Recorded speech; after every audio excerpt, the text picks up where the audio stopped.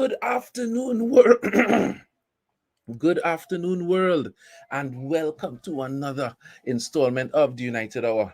Oh, I got a frog stuck in my throat there. I got a little excited about the show.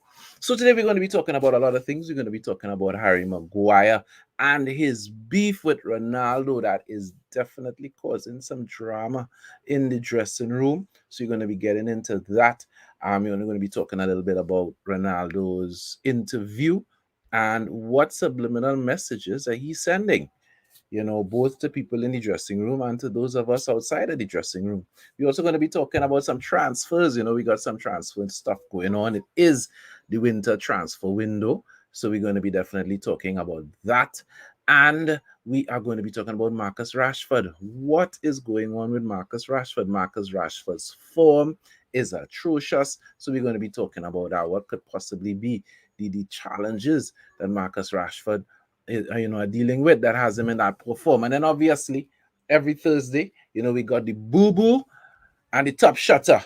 We're going to be talking about that. So you all could start thinking right now about who your Booboo and your Top Shotta is going to be. So let me bring inside my guests for the afternoon.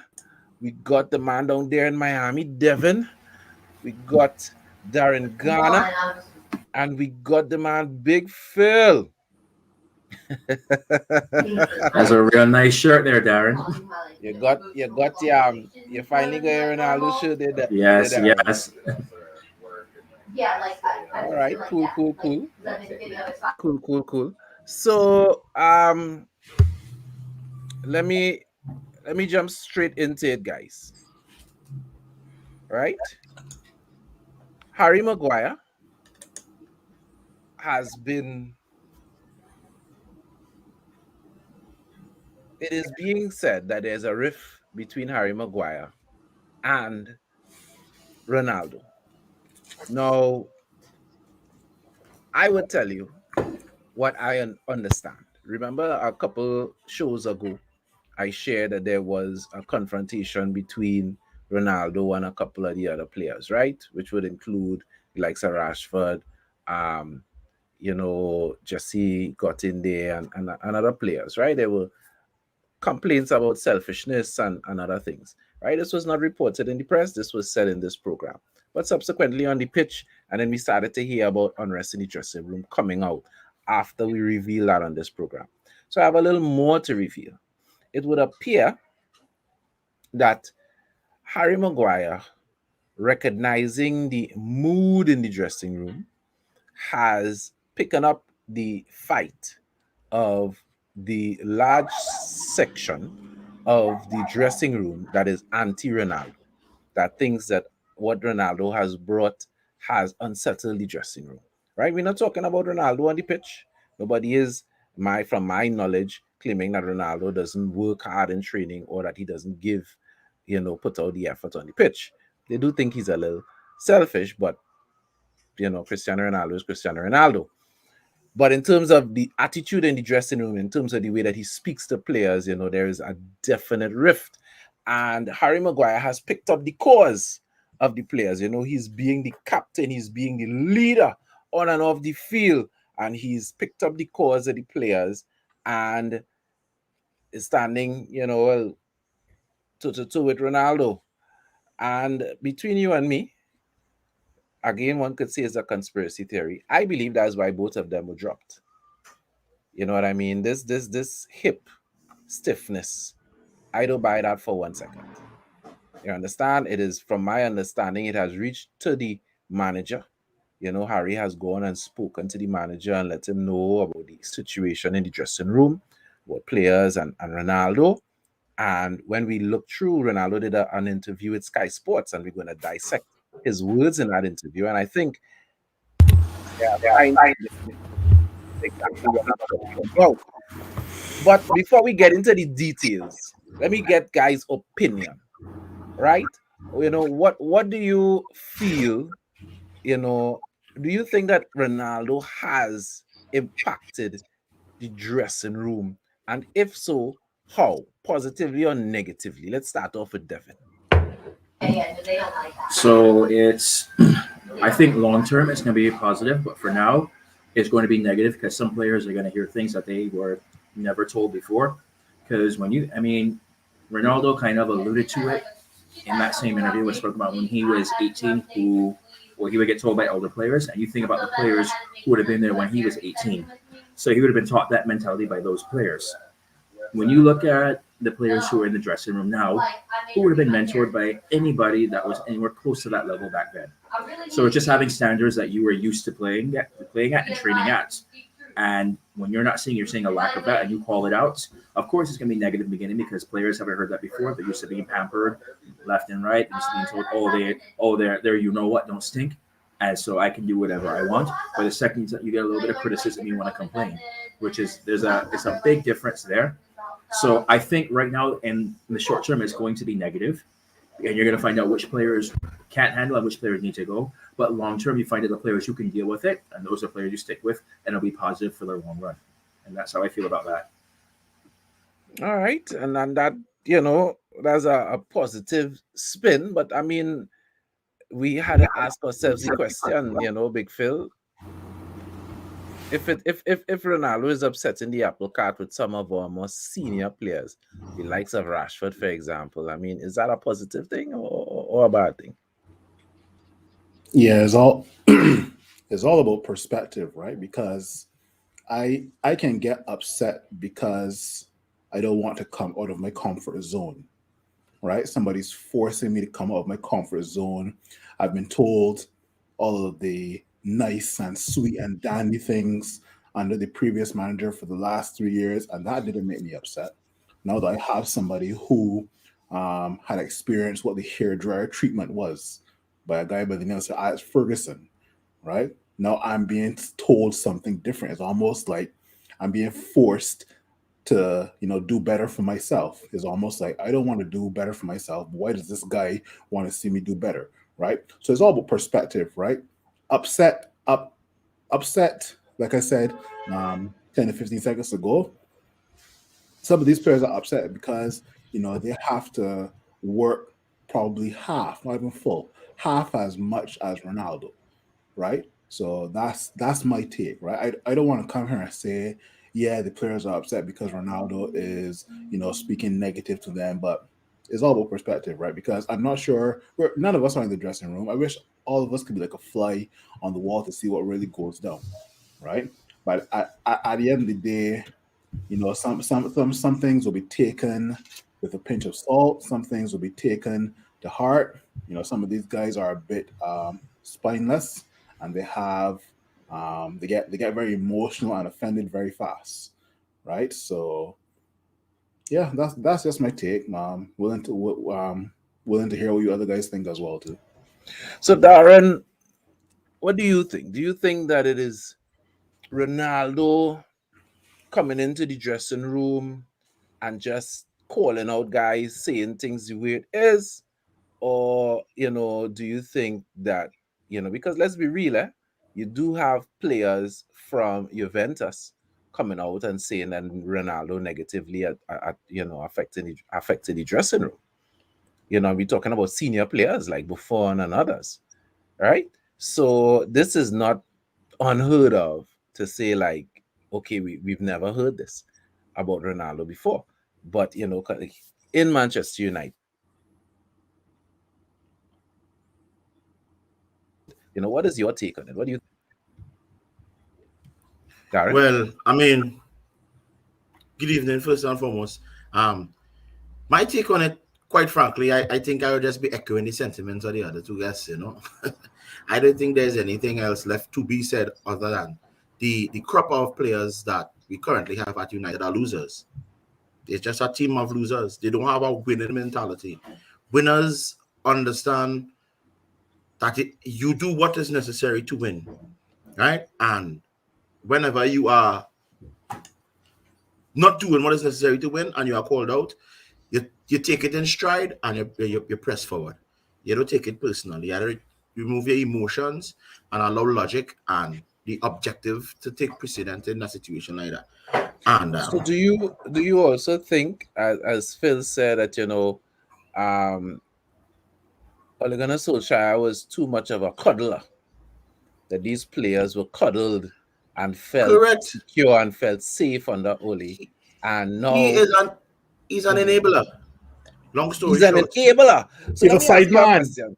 He's a Let me side ask you a man. question. Let me ask a question. Let me just do a starting off with Darren, but I want to go across the board very quickly, right? Because we got a lot of stuff to talk about today. Let me ask a question. Is it Ronaldo's responsibility to call out deficiency in players, or is that the manager's responsibility? Is Ronaldo stepping over? It is one thing to say, I don't find you doing enough, but I don't think that that is what it is. I think we have a coach now in Ralph Ragnick that he tells people what it is he wants from them. I don't think anybody here thinks Ralph Ragnick is a soft man and players don't understand that they have to give more. He has extended playing time. He has done certain things. So we know Ralph lets people know what is required.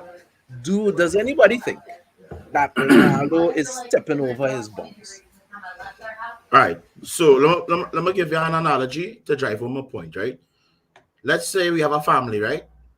We have the parents and then we have siblings.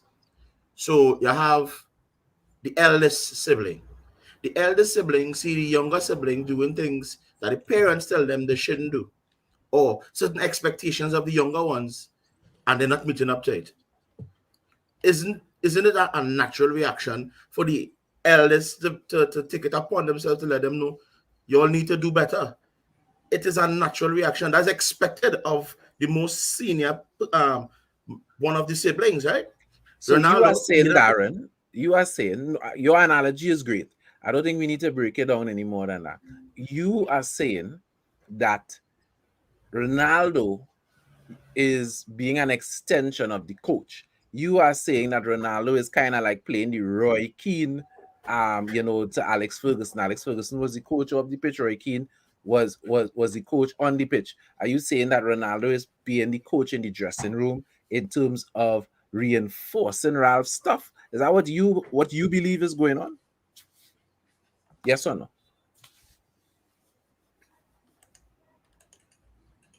Darren, you're making me feel like losing you sometimes. Yeah, nah, that was a slight a technical difficulty there. Yeah, You go heard ahead. the question? Do No, you let's put the feel, question again.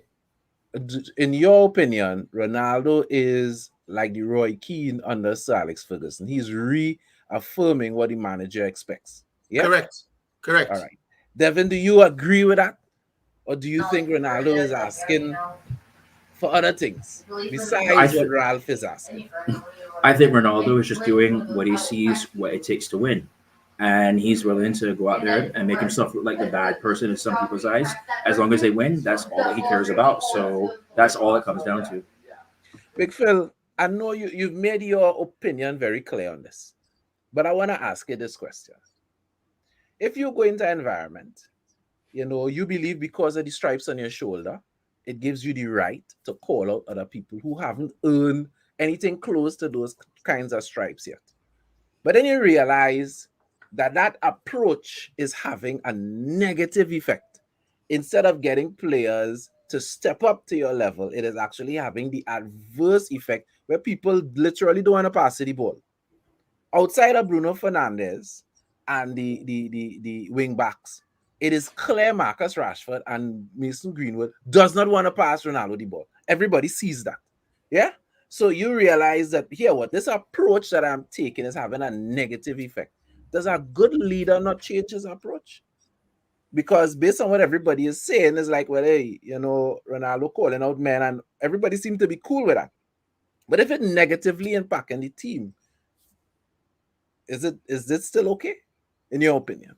I get what you're saying, right? Um, but at the end of the day, some of the players need to realize what Ronaldo has achieved, who he's worked with, right? I don't I think go pull, anybody doesn't know that. I go pull a darn. I can use an analogy, right? I love using analogies, right? So, and this is an analogy I have been using and I've been told since I was year high, right? If you hang around five people and those five people are millionaires, who's the six? You. You are. But if you hang around five people and those five people are idiots, Guess who's the sixth idiot? You are, Yeah, and then so right? they had that argument. That Ronaldo argument. is accustomed to hanging around your millionaires, right? And by millionaire, I don't mean wealth, I mean mindset, right? If Ronaldo comes to United and see all these side men, these broke men, these paros, these homeless men, how do you think Ronaldo's going to feel? Yeah, but Big Phil, Ronaldo knew he was coming. Who else won stuff? Varane was coming, right? Yeah, Who else had a history of winning stuff? David De Gea knows what it is to win some stuff. yeah. Pogba knows what it is. Ronaldo is not coming into an environment where he was unaware of what he was coming into. All right, let me just jump into some of Ronaldo's Wait, comments in the Sky interview. Go uh, ahead, Phil. Yeah. With regards to Oh no, it wasn't you. Who was wanting to say yeah, something? Darren, I wanted to say something. go ahead. Mhm. I just wanted to just put in a capsule quick. If with a resume and accolades as Cristiano Ronaldo, if players can't understand, because I was told one by a very close friend of mine, and it changed my life. If you want to be the best, you have to do the things that the best just do. And it's not there shouldn't be a problem with understanding that you don't know and learning more. And if you look at all professionals in any field, the greats in all fields, they are very, very, very hungry when it comes to success. Their appetite is insatiable. And they will always be come across as most people would say, well, they are jerks or they don't know how to relate with people. That's because they have high expectations and they are driven. If currently at United, a man is driving and forcing the players to be a better version of what they are now, and that is causing a problem, then the club don't deserve to have that player at the club. That's just the No, long and short. no, I haven't given my opinion, and I'm gonna wait till we go through Ronaldo's comments quickly. So Ronaldo said in Sky Sports, he said, "I don't accept that our mentality be less than being in the top three in the Premier League. I think to build up good things, sometimes you have to destroy a few things. So why not new year, new life? And I hope that Manchester United can be the level that the fans want and that they deserve." Let me ask a question. I don't want to see you. And I want people to be very short, right? We have a lot of stuff to go through, and we finishing in an hour. I want to ask a question. When Ronaldo says that, to build new stuff, you have to destroy certain things. Does anybody in here think that he was thinking or referring to the old regime of Onegana Solskjaer? yeah, Correct. I think it's more destroying the sense of staying in your comfort zone and thinking that's enough. And Okay. that's how I take it when I see him saying that. All right. And you, Darren? But yeah, so I think being a former player and coming back and seeing where the club is, he doesn't like where the club is, and you have to get rid of some of the dead weight at the club. He is just saying what most of us as fans in So multiple so so groups are you so thinking. you believe he's speaking to players, right? Some players need to be removed from the club, right? I don't think it's, Well, they it's I don't think it's uniquely to the players. I'm just thinking about everything and all things that are hindering the club. We need to get rid of it. If it's the players, if it's getting a better manager, because I think he alluded to his future being hinging on who is the new manager. So anything that hindering the club from getting forward, destroy it at whatever cost it may be. Again, here's one of my problems. I understand the concept of being a winner, but I also understand that part of leadership is getting people to follow you. You could have the best leadership qualifications. If you could have the best ideas, revolutionary, world changing ideas, if when you start to roll, it have nobody behind you and you can't implement your ideas by yourself, you're a failure as a leader. Let me just put that out there, okay? All right, because I'm very concerned about any player, even Cristiano Ronaldo, who I love like everybody else, saying, well, yeah, in effect, I come to the club, I didn't particularly see certain things I like. And sometimes to get things, to roll the way they should, they need to destroy things. Who are you to come to the club and do that? That's your responsibility as a player. Right? This is not my words, eh? Cristiano Ronaldo said, I'm quoting him man here. Continuing. We are capable of changing things now. I know the way that I'm not going. I know the way, but I am not going to mention it here, meaning in this interview, because I don't think it's ethical on my part to say that. So he knows very well where it is he should not be saying what he thinks needs to be done, right? He's very clear of that in his mind. What I can say is we can do better. All of us. Manchester United belongs to important things, so we have to change that. We understand that there's a little language. He speaks Portuguese, so bear with me. Not my words, Cristiano Ronaldo. I don't want to be here to be in sixth place or in the seventh place or fifth place. I'm here to try to win and compete. So I'm going to stick a pin. So he says before, I know what needs to happen for us to win. But that's up to the managers and them to deal with that. I'm not going to say that right now. It is clear he is saying it in the dressing room. He is saying it within the club, right? He knows what it is it takes to win. I have no doubt. We all know Michael Jordan knows what it took to win. I didn't see Michael Jordan trying to usurp Phil Jackson, right? We have extensive documentaries on Michael Jordan. That's not one of the things we ever heard. First things first, you can't compare Phil Jackson to Ralph or Gunnar Solskjaer. Phil Jackson is one of the greatest basketball I coaches understand of that, all but time. I'm talking Apart about from that, principally. Go ahead. I Jeff. think Darryl. I think your interpretation of what was said is skewed. That's Yes. my opinion. Correct. I think it's terribly skewed. But No, go ahead. this- That's why we have a panel. You tell me when he says, right, that we could do better, and I know what it is we could do better, but I'm not going to talk about it here. What was your interpretation of that? my interpretation of that is you have to remember he was placed on the world stage at United. He has an emotional attachment to the club. He was there, he won, he moved on. He came back home and he's seeing this is a far cry from what I know. And he has won a lot since then, coming when he came back. So if it is he is seeing certain things, not looking a certain way, it is within him to say something about it. And I don't think, and he clearly, and he did the political thing by saying, it's not my place to say it, but I know what needs to be done because he won. You want to know the funny thing? Because a lot of people will refer back to Juventus saying things like Buffon said the dressing room wasn't like in harmony. Why people don't go back to Real Madrid?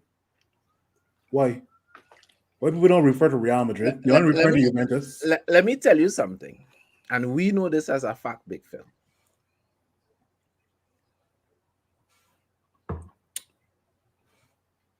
Yeah. Good night. For the girls. Chad, like he froze there. Shall Yep. I thought it was just me. No, yeah, you all hearing me now? Yes. Oh, yeah. Yeah, there are a lot of people in Manchester City dressing room that are not happy, right? They didn't like what was going on way back with Yaya Toure, and there are a lot of people that have issues, especially when the coach of Arsenal now left, because he was kind of like the buffer between the players and Pep Guardiola. I know that, but you see, when you're winning, Mendes hush them out. When they're winning, Mendes be like, hey, well, yeah, Pep is ass, but we're winning. Do you remember how many players at different times in Manchester City claimed they wanted to leave? From Sterling to others. Yep. Say, even Sane. How many people you know looking to run away from a ship that winning things every season? That competing on forefronts every season? There are serious issues. When I say issues, dislikes within that Manchester City dressing room. And because they're winning, Mendes just roll with it. So I don't expect men to come out and be critical of Cristiano Ronaldo from Real Madrid. We win 3 Champions League in a row when that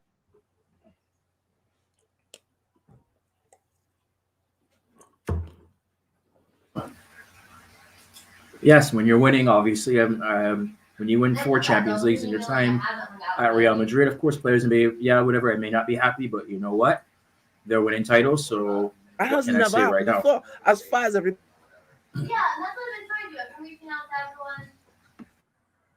Yeah, no, I get what President Chad is saying with regards to, want your when you're winning, you're hush hush, right? But it's only when things are not going your way that you may want to look for a way out, or you may look to cast blame on another player, but you never take the blame for yourself, right? So, I do get that's maybe why Ronaldo or any other of his former teammates from Real Madrid never said anything, right? But with regards to what's going on at United, right? As Darren said, the guy left Ronaldo left United as a winner, went to Real Madrid, continued to be a winner, left Real Madrid to go to Juventus. Didn't get any European success, but still was a winner at Juventus. And now he's come back to Manchester United, where All it's right, a total let mess. me let's finish up quickly. You know, so Ronaldo said, "I don't want to be here to be in sixth place or seventh place or fifth place. I'm here to try to win and to compete." Does anybody else, because I interpret it that way, interpret this to mean if Manchester United doesn't finish in the top four, Ronaldo is gone at the end of the season? He's not staying here to play Probably, Europa football. probably. Probably. All right. Unless we win the Champions League, I Well, if, can't if see. if we win the Champions League and we don't finish in the top four, we're still going to be in Champions League Exactly. next season. That's the So, that's the only way Ronaldo will stay. all right. And everybody cool with that. Everybody okay with Ronaldo, a person of Ronaldo's stature. He could do that. We okay Well, having. it also depends on the effort that he's putting out there. If you could see that you're going out there, you're giving 100%, and it's just not working out, the rest of the team's not doing that, and you want to move on, and you make it clear through your performances, you tried to help the team out, but you're only 1 out of 11. If the rest aren't willing to it, you leave, fine. But if you go around sulking the entire time and it seems like you're making the problem worse, and you run at this point, then it seems like you're running away. You made the problem, and then you're running away from it when you need it the most. So it depends on his output now. But of course, with him being the professional that he is, I expect that to not be a problem at all. So you expect, regardless of where we are in the table, Ronaldo will give a full 100. Yeah. Yes. Con- as regard Ralph Ragnick, Ronaldo said since he arrived 5 weeks ago, he changed many things. But he needs time to put his ideas across to the players. It takes time, but I believe that he is going to do a good job.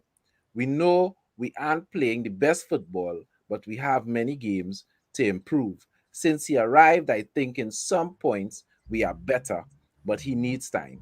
It is not that easy to change the mentality of players and the way they play, the culture, the system like that.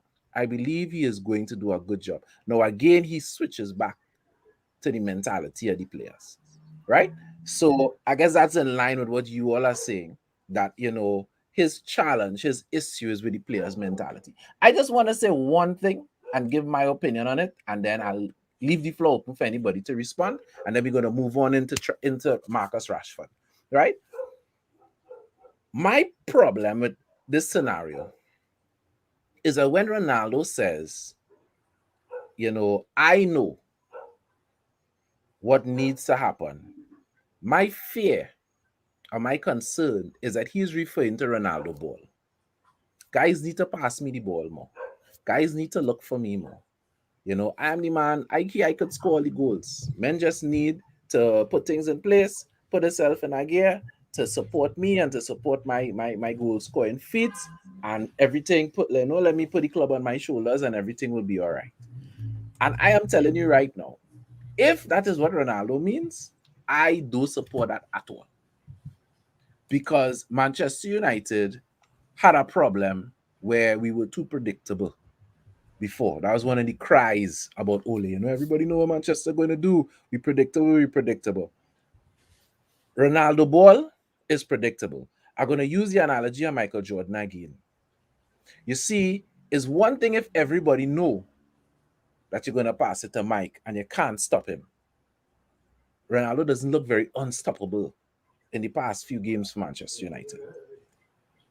You understand? We're going to talk about Rashford and his poor form And I haven't heard anybody say it yet in any meaningful way. But the truth is, Ronaldo is also out of form.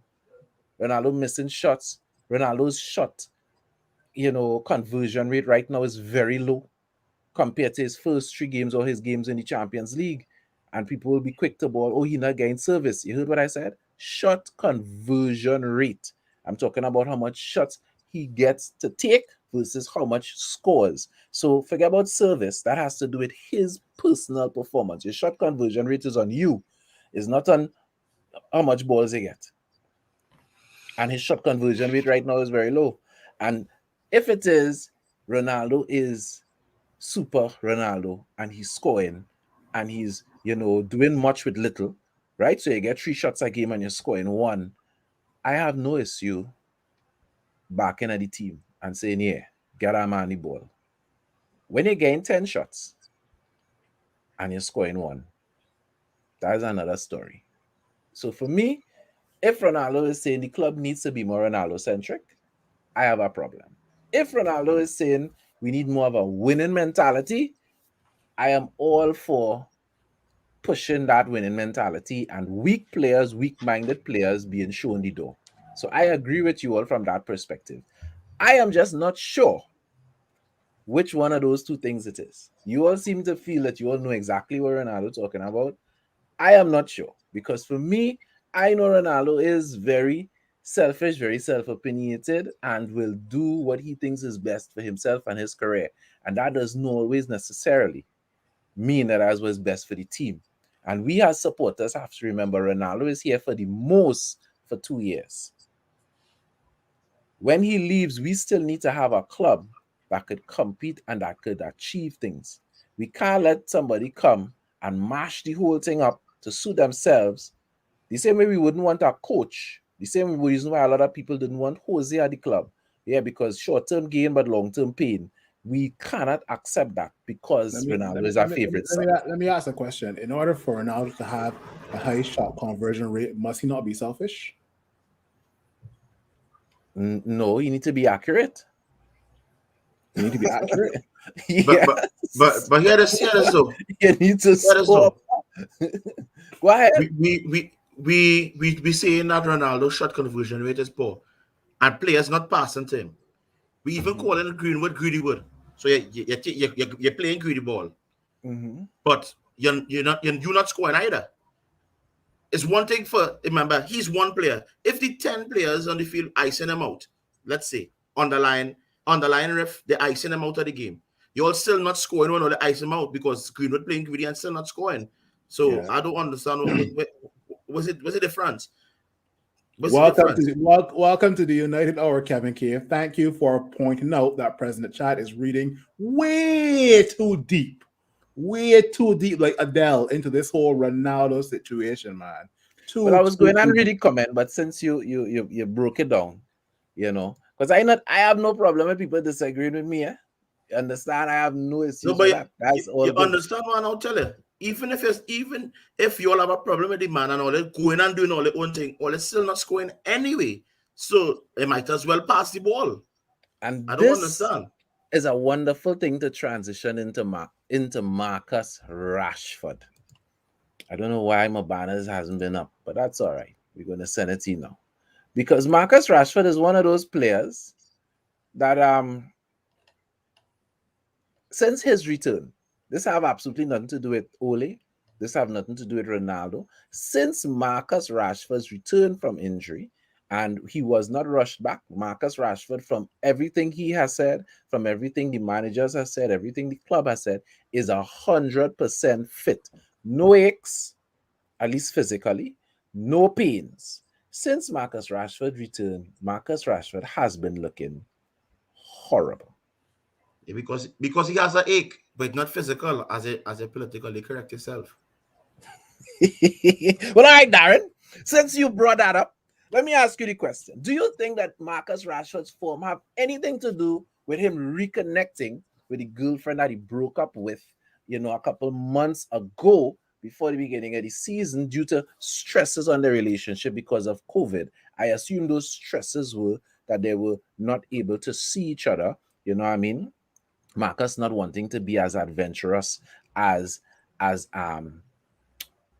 You know There's it? this guy, Carl Walker, for example, during the COVID pandemic. Marcus being a guy who follows rules and does things the right way, unlike others during the pandemic. So there was strain in the relationship, and he and his girlfriend broke up, and they have now gotten back together. Do you think that is playing anything into Marcus' performances? Greatly, greatly. Let's take David here for example. Whenever David here is having personal issues, it shows on the pitch. There are just some players who can't separate the two. That's a fact. That is a proof. There are When just David here some. is concerned, I'm not saying I'm saying with Rashford, but No, when well, as David an is example, I'm showing there are that is a players fact. who cannot separate the two. They just don't know how to do it. So him having a Aubameyang was personal also. issue, it is translating into his game. He's just not in. He does not have in that But same but space. but Darren, let David me he ask you has a question. personal issue. You are a married man, right? Yeah. When you get back with your ex, and they were in a relationship, from my understanding, for a long time, right? Since before Marcus burst on the scene and started being a senior player at Manchester United. They were together for a long time. So when you get back with somebody that you were with for a long time and that you're supposedly in so love, shouldn't that be a positive net effect on your life, or is it that Yes, you it tell is, me. but it's how long they have been rekindled. I don't think that's long. And I personally think he just going through so much. Just and next thing too, we're not taking into consideration. Rashford has a lot going on when it comes to his stature in society in England. He Correct, got his correct, and that's he what I got was gonna say too. his But don't worry, honorary Devin, we, degrees, we, we're is gonna get to you, feeding the Devin. children, and a lot of it happened very early in his career, and he is Kevin. struggling to find that balance. It All is right, okay. difficult for him to manage. Okay. So Devin, let me come to you now. Right? So, We have men like Alan Shearer. We all know who Alan Shearer is. In case anybody doesn't know who Alan Shearer is a Newcastle great. He's also considered an England great. He has many scoring records. He's he's considered one of the greatest strikers in The England. Not highest by scorer in name, the Premier League. correct. not by 260 name. goals. Despite all, 260 goals in the Premier League. 260. So despite yes, all of that, 260. I don't rate yeah, Alan Shearer. But 260. who cares about my opinion, right? What President Chad thinks about Alan Shearer doesn't matter. The man is big in England. He's big in the business. Alan Shearer has said, and he called Marcus Rashford and spoke to him and tried to talk to him about balancing, on and off the field and balancing expectations and pressure. Now, I want you all to understand this. Marcus Rashford has transcended normal club football. Alan Shearer is no lover of Manchester United. No lover of Manchester United. If you ever hear Alan Shearer talk, He you will rejected know that, Fergie twice, so that says it all right there. Yes, right? he rejected Yes, coming to So United. he for a rejected Fergie man, twice. so for a man like Alan Shearer to call Marcus Rashford, it is because of his stature as being bigger. People don't look at Marcus Rashford as just a Manchester United player. They look at Marcus Rashford as an England international and as a person who is above football, right? So Hmm. I have heard Liverpool players, Dean Henderson, speak glowingly about Marcus Rashford. Henderson wouldn't speak glowingly about Sir Alex Ferguson. You understand what I'm saying? So this is how big it is. So let me ask you, David. Alan Shearer obviously seems to think is the pressure getting to him. You think is that as well, managing the expectation? So I think this is his first real taste of adversity. And this is going back to the Euro final when he also was racially abused. So you come from there and you come from being like the poster child of the country. Everybody loves you. You miss that penalty. Then all of a sudden you think this is the country that I give my all for all this to come back. And this is how they really feel about me, which I completely understand that from from getting racially abused there. I'd be really upset about that as well too. You come back, you get your surgery, you come off, you start off well. I think it was 3 goals in 4 games or something like that when he first came in. And then you hit a little rough patch. You start getting some adversity. So I kind of start feeling like maybe all the effects from the Euro final and this patch right now still haven't got to him, and he's not in the right spot mentally. And so I really think that this would be a good time for that sports psychologist right now. And you could sit down, take some time off from the pitch. I think it has nothing to do with him getting back with his girlfriend because, like you, I feel that's a positive influence in his life. So it kind of reminds me of, well, I don't know if you remember in '98 when Beckham got sent off for his Argentina. If you remember how what he was like when he first came back, and pretty much when they were hanging up effigies of him with his face on it, and it was real bad. He had a little rough patch as well too, but he overcame it. And so this is something that Rashford is going to have to do. And I also think it's more magnified with him because of his stature in England right now. Because, like you said, with what he's doing with feeding the kids and whatnot too. All right, To me, the jury is still out between whether or not his stuff off the pitch is affecting his game on the pitch. But I'm still kind of in the realm of thinking that it's the adversity still not worn off from the Euro final. All right, cool. Let me just read some comments and then I want to pitch it to Big Phil. So as far as the girl goes, Kevin is saying she's probably a red woman. True. Right? I agree. Alex is saying that he also puts a lot of pressure on himself, knowing that he doesn't perform, he will be taken off. Well, we know Rashford is one of those guys that don't like He got performance issues. Yes. He doesn't like The thing with to Rashford, come off. Rashford is trying too hard. Just now. So we have Kevin saying spot on, Devin. So he totally agrees with what Devin was saying just now. And Carlton is saying, guys, you all are being unfair. The team is out of balance. Our passing game sucks. We are one-dimensional, trying to get the ball to the wings and cross the ball. So Carlton is saying that, we're picking on Rashford because the whole team off balance. So obviously, he'll look like shit because right now the team just looking like shit. Do you agree or disagree, Big Phil? What's your take on Rashford? First things first, two things. I'm gonna be blunt, right? Marcus Rashford, welcome to being a celebrity. This is the life of a celebrity. Okay, that's the first thing. Second thing, whatever Marcus Rashford is going through off the pitch, you think other teams care? You think opposition teams care? You think Aston Villa is gonna come and be like, okay, Marcus Rashford broke up with his girlfriend. He was this and that. So let's go easy on Manchester United for this match day, right?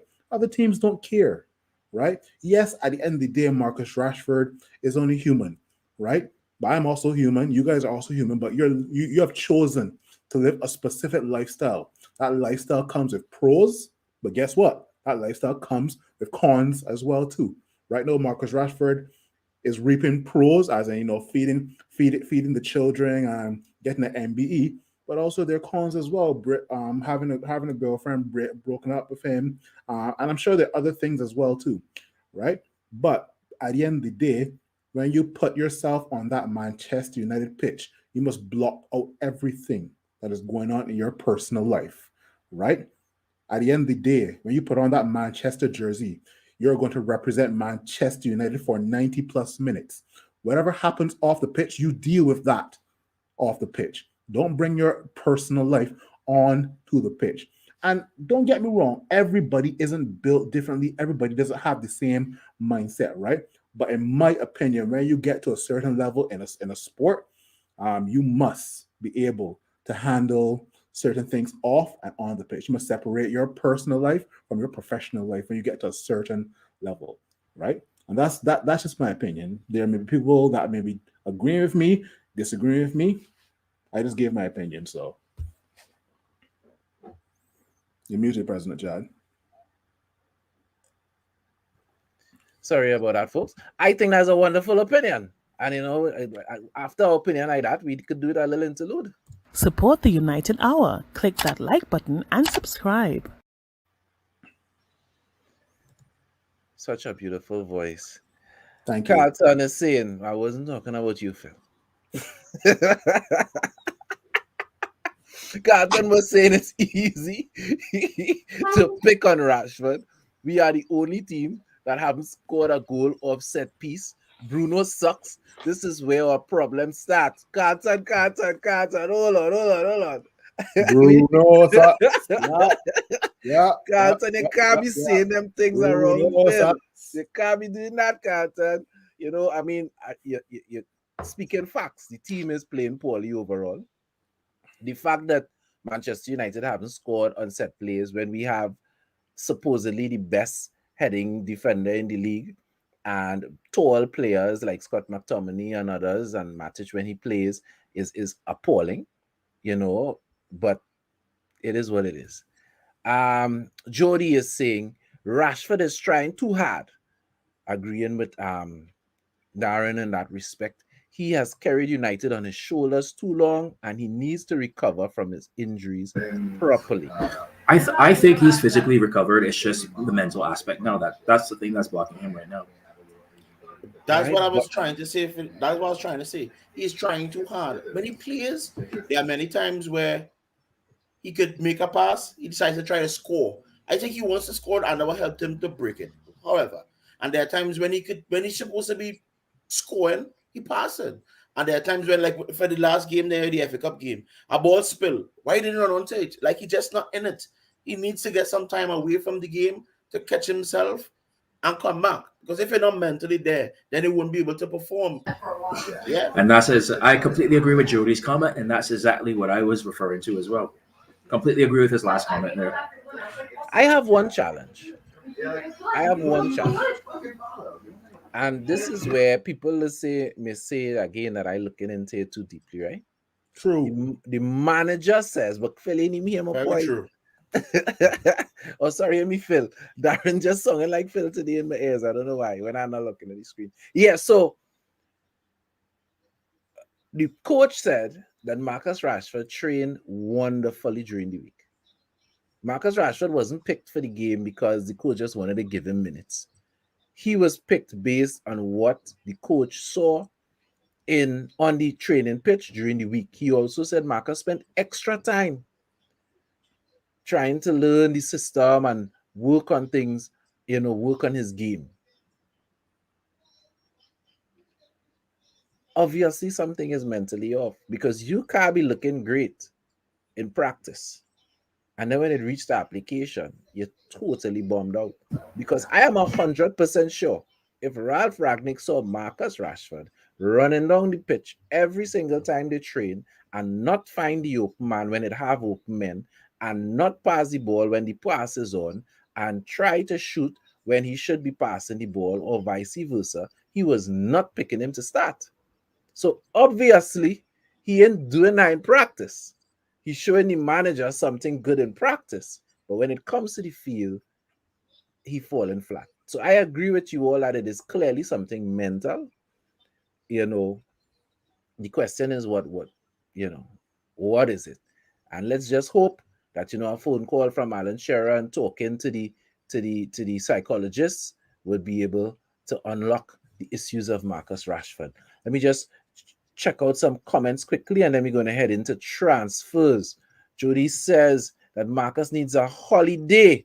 Needs to come to Trinidad. Well, Jody had no carnival this year, I'm not sure coming to Trinidad right now is necessarily the best thing, but I mean, maybe a trip to Tobago, some nice beaches, And might help him out. You know what I mean? Alex is saying it all leads to CR7 being on the pitch. There is an additional pressure on everyone to be on their game. Okay, but so it's good. Alex, it's good pressure, not bad pressure. So Alex is saying that the psychological effect of CR7 is negatively affecting Rashford. We're looking at all options. We are supporters and we want the best for Marcus Rashford. There's nothing wrong in assessing, what it might be. Carlton is saying Bruno needs to get back to being a playmaker. Stop trying to be Mr. Everything. Correct. Whereas before he would be passing the ball, now he's trying to score. Correct. Bruno That's a sucks, very interesting point by Carlton. The one thing I would say for Bruno Fernandes, and I would actually say this to Cristiano Ronaldo, whatever Scott McTominay doing in training to put the ball on target 9 out of 10 times, all they need to go and do that too. Because right now, the only person who seems to be putting the ball on target on a regular basis is Scott McTominay. And that's a crying shame. That is an insult to to the quality that we have at Manchester United. When you hear Ronaldo, Rashford, Bruno Fernandes, Sancho, Cavani are the person who have the best shot in terms of accuracy right now, is Scott McTominay. I mean, no, man. Come on, guys. Come on. We could do better than that, for sure. So, Carlton is, all right, that's Carlton's comment. Kevin is saying that Rashford needs a break. He saw reports saying he's putting in double and triple. Yeah, well, that's what I was referring to. You know what I mean? Ralph was obviously impressed by the work Rashford is putting in, but we're not seeing it on the pitch. Sometimes less is best, as is well said by some people, less is more. He can overtrain and it's backfiring. Overtraining, burnout, etc. are all mental as much as physical. Completely agree. Completely agree. Very good point, Kevin. Very, very strong point. Can't argue with that point at all. Solid. Rashford is one of the hardest working guys in practice. He stays back with everyone until everyone is gone. Yeah, we know that. We that's one thing we're not doing here. Nobody here questions Rashford work rate. Nobody here has questions Rashford commitment to the club. I've heard other people on other spheres doing that. Nobody here is ever going to do that because that is simply not true. Marcus Rashford will sweat, blood, and tears for Manchester United. And we know that. Right? We know that. Okay. Too much red woman, according to Kevin. Yeah. You know. Correct. Which is a good and a bad thing. Red woman is kryptonite, you know. Did I say that? You're going to edit that out. We're going to edit out of the video, right? Drink your water. That was a slip. That was a slip. A slip of the tongue. A slip of the tongue. I have a question though. But did you lie though? We moving on. We moving on. We move, boy. Let's not get too deep into that. Jody is here. Who tell you it ain't got no carnival? I got to drink water and mind my business. I hear you, brother. I hear you. All right, let me see. I just want to read two more comments and then we're going to jump into the transfer talk. So Kevin is saying let me put it up. If these players can't handle the pressure of one man, i.e. Cristiano Ronaldo, how could they handle the pressure of facing Real Madrid, Bayern Munich, Barcelona? Well, not this season, obviously, or any major team. The mentality and the culture needs to change, like Ronnie said. Kevin, boy, you're preaching this evening, boy. You're preaching. From Barbados, 246 represent. All right, then. Right. All right, so I'm just going to put the other comments up. Good afternoon to Gregory Boris, so people could see the comments. And now we're going to transition to talking quickly about transfers. We're only going to spend 5 minutes. So, recent transfer talk, AC Milan coming in for Eric Bailly. What do you all think we should do? Should Manchester United sell Eric Bailly at this point in time? No. Absolutely not. Loan him out. Loan, if anything. But I am so worried about that, where you're loaning somebody out, because God forbid we go through an injury spell. Because Lord knows that Varane and Lindelof go through their spells of injuries as well too, here and there. And then Maguire right now is going through some patch as well too. So I am still very hesitant to even see him go. But if it's going to get him minutes to boost his confidence and whatnot, okay, fine. You go out there and go on loan, and you come back and you come through the preseason training, figure out whether your confidence is good enough to keep playing, or you raise his transfer value if you decide to sell. You know, I telling you straight up, Devin. If it is we're gonna loan Eric Bailly out, why not sell him? Because if he's not gonna be here for the rest of the season, why not? Because then you could also have him play well and boost his transfer value. Then if you're gonna do that, it's the same thing that I say with Dean Henderson as well. Well, we're gonna talk about Dean Henderson in a little bit. So that's Eric Bailly. Anybody else have anything quickly to say on Eric Bailly? Loan him out. I'm tired of seeing him sit on the bench behind the likes of Harry Maguire and also Victor Lindelof as well. So I'm tired. So loan him out. All right, okay. So that's Eric Bailly. We have heard reports, only reports. There has been no official contact. The man himself, um,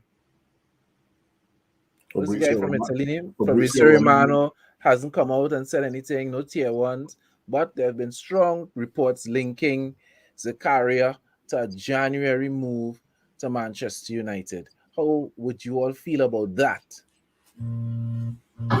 Welcome. Welcome. Come on down, the faster the better. Fred and Scott, go boy. Welcome, boy. All right, fair enough. Next, now I said we're going to talk about Henderson, and we're going to talk about Henderson. Now, apparently, Henderson was upset and stormed out of the arena or of the stadium, wherever, when he found out that David De Gea was going to be starting in the FA Cup game on Monday, right? Because he felt, and it appears that he was told that he was going to be starting. That was going to be his opportunity to play, because you have to remember that Henderson wanted and made it public that he wanted a loan move. He wanted a move, not a permanent move, but he wanted a loan move. And from my understanding, Ralph has blocked that. Ralph has said, no. I need my two top goalkeepers here. You not going anywhere. And the man thought he was going to be playing in the FA Cup game, and he was not. And he was pissed. So I am sure he is only more determined now to try to get a loan move in January. Any Correct. thoughts? He needs to try and get into the England side with the World Cup this year. So I don't blame him at all. He is a good goalkeeper, but it's just that David De Gea right now is just simply undroppable with the form that he's in. So you wish him well. He's been a great servant to Manchester United, but playing for your country, especially at a World Cup where they have a legit chance at winning it, I don't blame him. I'm sure all of us, if we were in the Henderson's position, will move on because I can't get a start in the Premier League. I was told that I would be playing in the FA Cup, and my manager went back on my word. I know for sure I'm not getting no start in the Champions League. We're out of the Carabao Cup. What else is there for me to do but to lie on the bench and drink from rum and coke? Nothing else. I go in on a loan or sell me. Sorry. All right, cool. Good afternoon to Devion inside of the comments. He's saying sell by too much injuries. Jody, 6 million euros. What's the delay? For Zakaria, I think, yeah. Yeah, 6 million for Zakaria, which I think is beyond a steal of a deal. You see, these are the kind of things, even if you get it wrong, you don't mind, losing, selling the player back, or even cutting a player when you outlay $6 million. When you pay Correct. $40 million for the likes of Dybala, when you pay 20, how much ever, not 20, but how much ever million we paid for Palestri, when you look at 40 million again for Donny van der Beek, And Diallo. well, Diallo is who I meant to say. I said Dybala. Yeah, Diallo is who I meant to say, right? Mhm. When you spend this kind of money and people end up flopping, that's when you have problems. $6 million. That's nothing to Manchester United. You can't go wrong with $6 million. Let's put it like that, Correct. I right? think it's So you're playing in a position that you need somebody in desperately. So what is there to lose? Jody is saying You want to United try is to get him for free. Ronaldo is ruining those No, long-term United. prospects. You're United, not Ronaldo. I said Ronaldo. Where Ronaldo? Yeah. My mind, boy. All right, guys. So let's move along. Paul Pogba. Paul Pogba's team has supposedly told, I don't know who on Paul Pogba team told anybody anything, because Mino Raiola is in hospital. He went through emergency surgery. I'm still not 100% sure what the issue is. I suspect it may be a heart issue, but we don't know exactly what it is. But Paul Pogba has said that his team, has said that Paul Pogba is not interested in signing any new contract at the moment in time, because his priority is coming back and playing for Manchester United. So he's prioritizing his recovery. For those who don't know, apart from the injury that Paul Pogba had, he suffered a thigh injury, which is going to keep him out an additional 3 to 4 weeks. And he's also sporting a new haircut. So I want to be fair, that new haircut looks real good though. I To hope be I to be hope to be fair, I actually like it a lot. So I hope Marcus Rashford takes notes of Paul Pogba's new haircut. And because you see the let's blonde hair and the pretty boy thing, that don't seem to work out. You know what I mean? They just need to stop it. Right? Paul Pogba's new haircut is very plain. He has no colors, no extensions, very business-like, and I think Marcus Rashford could just saying, it's just my piece, could do it a fresh haircut, you know? now. So with the Paul Pogba situation though, when he's saying comments like that, the first thing that comes to mind is that whenever you see Paul Pogba come on the pitch for the next 6 months or so, he is going to play out of his mind. And Let the me tell you reason being, something. and the reason being, is because he's going to be playing to get a contract and forget the highest offer from whether it's at Man United, whether it's at PSG, whether it's at Real Madrid, wherever. But he's going to want to show everybody, yeah, look what I could still bring to the table. Or So because this year is a World Cup year as well too. that was the second thing that I was going to get into. So unleash him and let's see what happens. And you know what? You get 6 months out of him.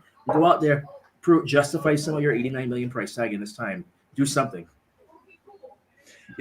I a lot of people think I'm nitpicking on Pogba, but when Paul Pogba has business-like haircuts, to me, he performs better on the pitch.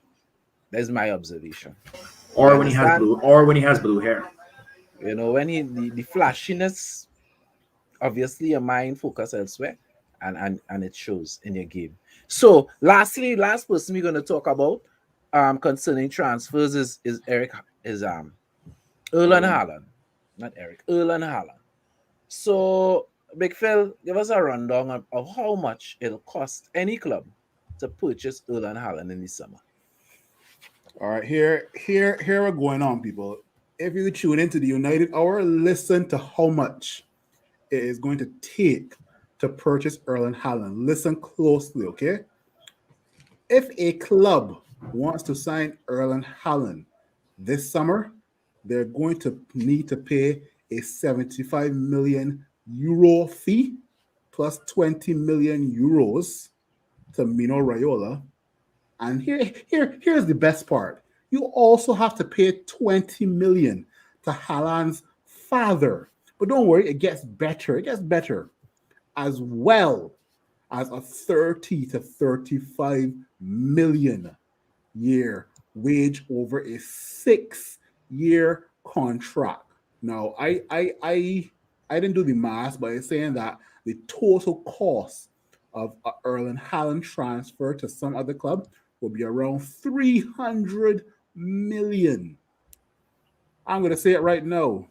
If those are the fees for Erling Haaland, he can stay where he is. Okay?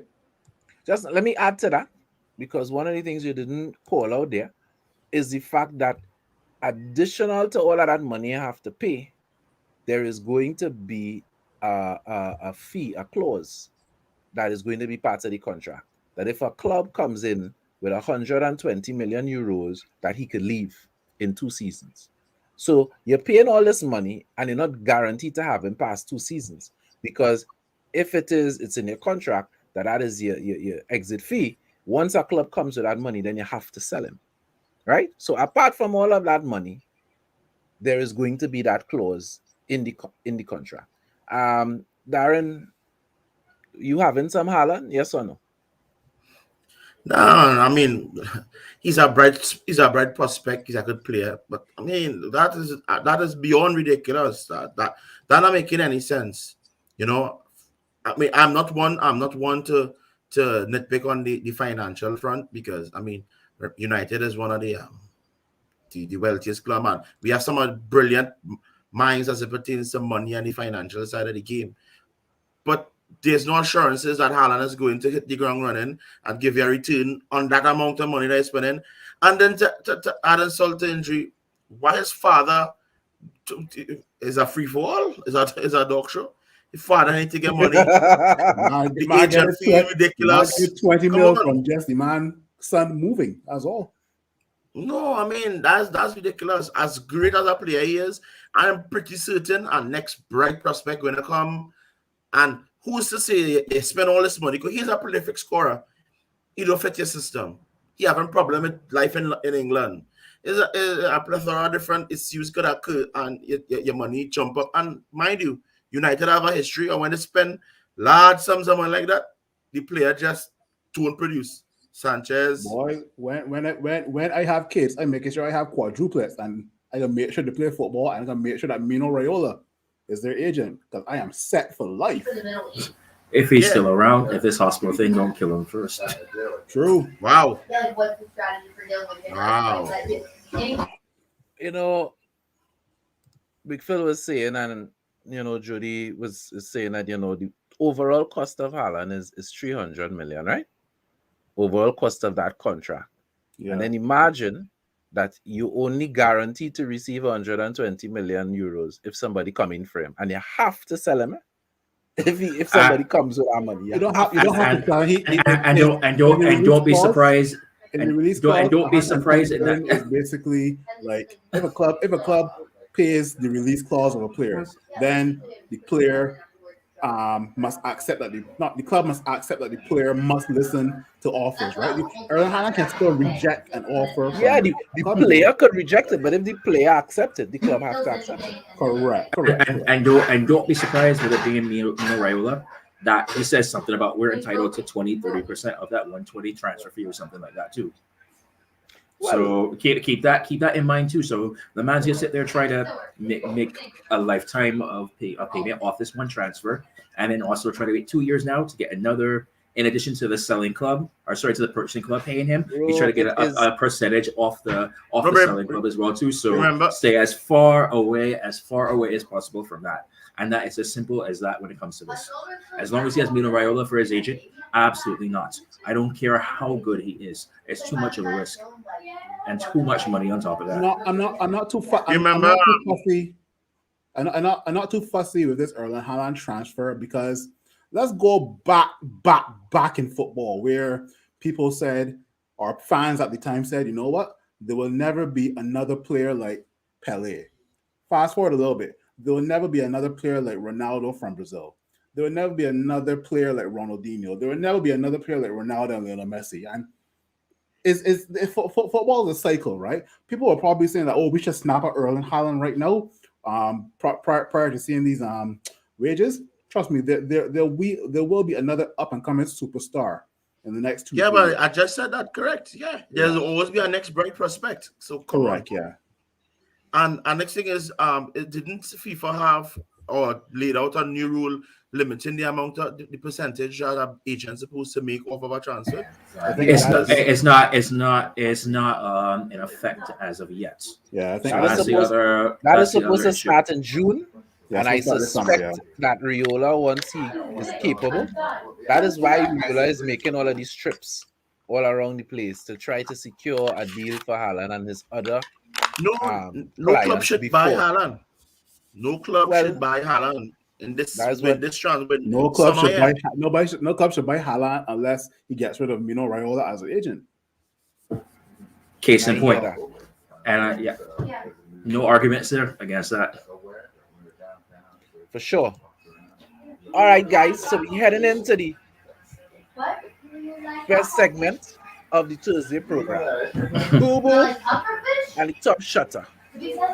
I will go first. For those who don't know what the Booboo Man and the Top Shotta is about, the Booboo Man is like the person, the footballer, the club, the manager, something football related, who is having an absolute horrible week. He's having the worst possible week. The kind of person that went inside and after the girlfriend told them they're breaking up with them because they're sleeping with the brother, walk out the door and a bird poop on the head. You understand? That kind of week, that's the Booboo Man. That's the Booboo Man we're looking at, right? And Top Shotta, the Top Shotta is the guy who's having an absolutely wonderful week. Everything he touched turns to gold. As I said, the guy, the club, the nation, the manager, something football related that is just having an amazing week. Can't go wrong, right? That's what the top shot is about. So we're gonna head to Devin. Devin, who is your boo-boo man for the week? So I'm probably gonna butcher his name right now, but Gianni Sakazwe. And who's that? So you see African Cup of Nations where you had the match that got stopped early, the 85 minutes, and then they gave no extra time, and then he blew the whistle then early to it about 88th minute. That was That's the the referee. referee? That's the referee. Yeah. Well, I was gonna say the same thing. But go ahead. So and then to make matters worse, on top of that, you have people from the African Federation blaming it on a heat stroke. The man from Africa suffered a heat stroke, but somehow was still able to go out there and did not show any signs of it at all, but still was out there to still go out there and call the match. Exactly. Jody agrees as well too. 100% agrees.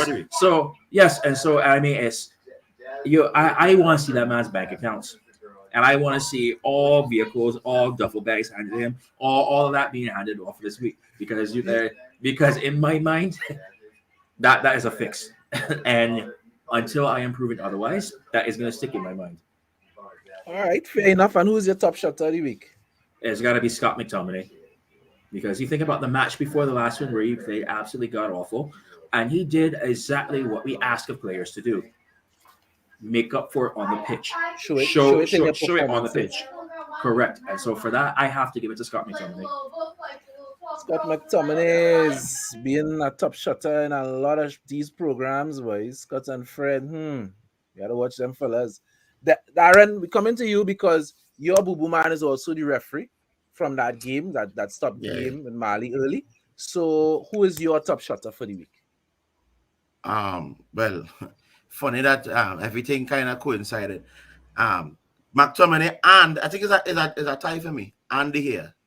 I think De Gea is back to the form that we know and the De Gea that we love, because while McTominay is putting in some good shifts, De Gea kept us in a lot of games recently.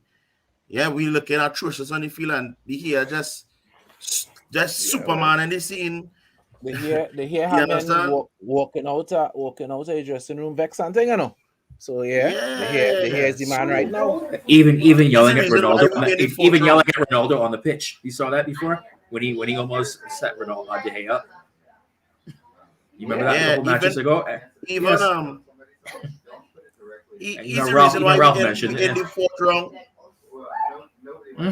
He's the reason why we're in the fourth round of the FA Cup right now, because there were a lot of opportunities that they could have scored, and only for his brilliance that it didn't score. So it's not just their brilliance; they also missed a lot of shots. Hit the bar. No, I'm talking about the shots that he has saved. He saved the shots I'm talking about. Yeah. It was some brilliant saves. I just add into that they also missed a lot. All right, Phil, you want to go next, or you want me to go next? Yeah. My boo-boo man of the week is Mo Salah. The reason he's a boo-boo man of the week because he looks like an Egyptian lamppost versus Nigeria. Did absolutely nothing. The man reserving his energy to go back to the Premier League. Don't care. He did absolutely nothing. It was like Egypt were playing with 10 men on the pitch, right? So Mo Salah is my boo-boo man of the week. And my top shotter of the week goes to the Sheriff of Nottingham Forest for beating Arsenal 1-0.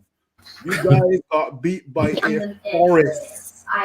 Top shotter of the week goes to Nottingham Forest for putting Arsenal in a split. But for taking Arsenal to Asgard, to Wakanda, to Gotham City. Oh my gosh, when I saw it was Nottingham Forest 1, Arsenal 0. Ha! Nottingham Forest, top shotter of the week. Grab on, the man who poisoned them.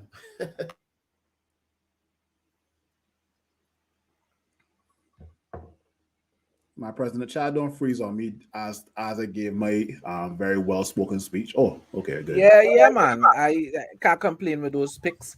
My picks are slightly different. My boo-boo man of the week is Harry Maguire. Again? Yeah. You He's know, supposed to be Boo Boo Man in collaboration every week. Not people may man, Yeah, if damn, Boo man, Boo every week, boy. people may Boo Man of say the season right now. people may say, well, Harry ain't even play President Chad.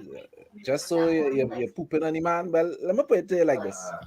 I don't think, right, that Harry Maguire and Cristiano Ronaldo had little knocks. Because I saw Harry Maguire in training today, and Cristiano Ronaldo, if he was called upon to play, was going to play. I believe Harry Maguire and Cristiano Ronaldo were dropped because of what we were talking about earlier. Right? There was definite tension between them in the dressing room, and he was dropped. And the reason he is my boo-boo man is because we all acknowledge that Harry Maguire is a poor captain and a poor leader at Manchester United. The one time He's Harry not a leader, Maguire, period. Harry Maguire decide, you know what? I am going to show some cojones. I am going to speak up for the section of the team, which supposedly is a large section that have a challenge with Ronaldo. I am going to stand up and speak up for the team. And what happens? Bench for you. Because you chose to be a leader at the wrong time. There are times, and you know that they say choose your battles. Going up against Cristiano Correct. Ronaldo, going up against Cristiano Ronaldo And was not a good battle to choose. and that's why I'm going to say the first time you're fighting a teammate. Come on, Right? that's not making sense. And not just any teammate, the teammate. Right? What? So my boo-boo of the Exactly. week, is Harry Maguire. My top shot of the week is Bowen from West Ham. From West You Ham, know, yeah. for those of us who play fantasy, it was a double game week, and Bowen ripped it up. You know, and the man is a man on form right now. Considering that the man hit the So post one thing and I missed can 2 do. sitters He to still literally score 2 won. goals. The only Right thing now, I can he is the man ripping it up in the English Premier League. I don't think it have a player in the Premier League that is hotter than Bowen at this point in time. So he's my top shot of the week. Guys, closing remarks as we look in the head out. Beat Gerard twice in a week. Yeah, for Shizzy. Darren? I just want to say, CR in, Maguire out. Yeah, they can get rid of Maguire as of tomorrow morning. I like those pattern words. You're not gonna get any argument from me there. And Big Phil. Yeah, more looking forward to what this transfer window has for Man United. Looking forward to more African Cup of Nations. And yeah, that's my closing remarks.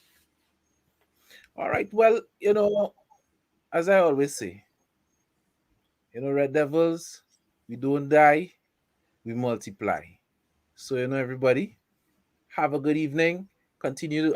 We have with Manchester United is playing on Saturday. So Saturday evening, afternoon, and most likely around 6 o'clock, we're gonna have the breakdown. We're gonna be discussing everything concerning the game, and you know, let's go for a victory on Saturday. Let's beat Steven Gerrard twice in a week. Good day, everybody. Hey, if you appreciate what we're doing here at the United Hour, please like, please subscribe, and let's grow this community.